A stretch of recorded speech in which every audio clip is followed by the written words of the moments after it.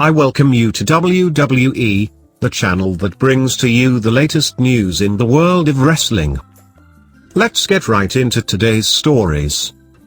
This week on After the Bell, Corey Graves welcomed Pat Mcafee to the show. McAfee is coming off his in-ring debut against Adam Cole at NXT TakeOver. He discussed the match and the reaction to it from fans, football and much more. Pat Mcafee talked about his experience working with Adam Cole at NXT TakeOver. He said, "I got a chance to watch Adam Cole not only with the kickoff shows, but also from afar. Even leading up to the match, I watched his old stuff from Honorable Ring. I even caught some stuff from Japan. I watched a lot of Adam Cole. The newfound respect, not only after going in there and dancing with him, but watching his whole body of work. The dude is so incredibly talented. It's annoying how talented he is. It's one of those things where it becomes a little too much. His takeover matches are always incredible. I knew that, and me getting put in a spot to wrestle Adam Cole at a takeover, especially a monumental one like 30, heightens everything. The NXT expect greatness at takeovers because they are the greatest wrestling shows that ever happened. So I knew I was going in there with a guy that was incredibly talented was going to be a tall task, but something I looked forward to and was very pumped and thankful for." McAfee addressed his relationship with Baron Corbin. Corbin was known as Football Tom. "We spent plenty a day and night together trying to figure out our lives on whether or not we were going to make it in the NFL. I was drafted in the 7th round, picked number 222. Tom and I got a chance to hang out. I think he stayed at my house for a little while. We went out a lot and befriended each other. We started this conversation having a common bond, which was wrestling. We knew a lot about each other. He and I are very different people, but wrestling was our bond. As we worked out and went out and had drinks together seeing if we were going to make the Colts or not, we had a lot of conversations about, hey, if this doesn't work out, we are going to try wrestling." He was a Golden Gloves boxer already. It was a very real conversation. We grew tight and we were friends. He got cut from the Colts and went to the Cardinals. I got a chance to watch him on the WWE network.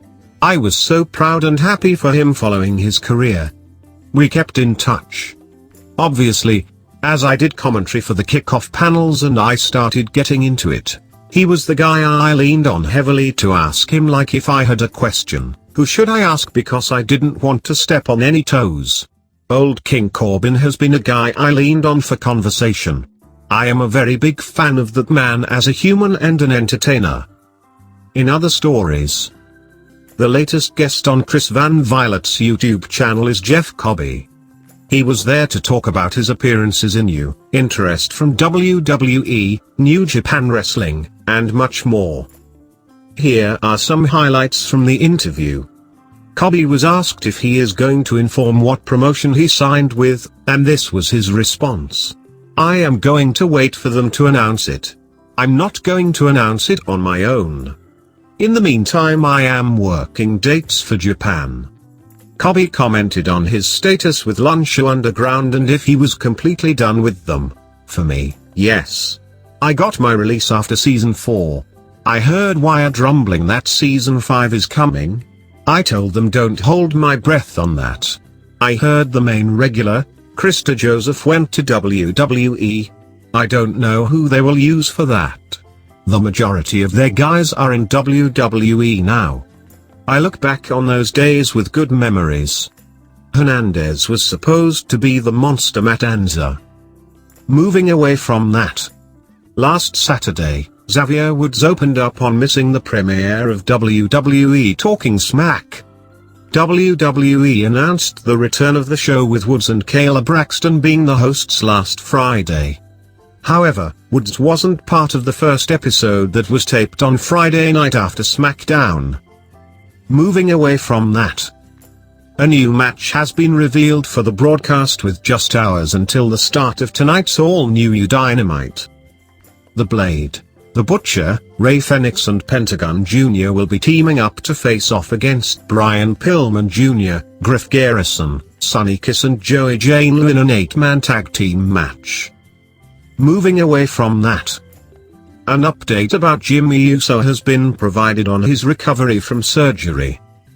The former WWE Tag Team Champion endured a torn ACL while working a triple threat ladder match for the WWE SmackDown Tag Team titles during Night 1 of WrestleMania 36 earlier this year.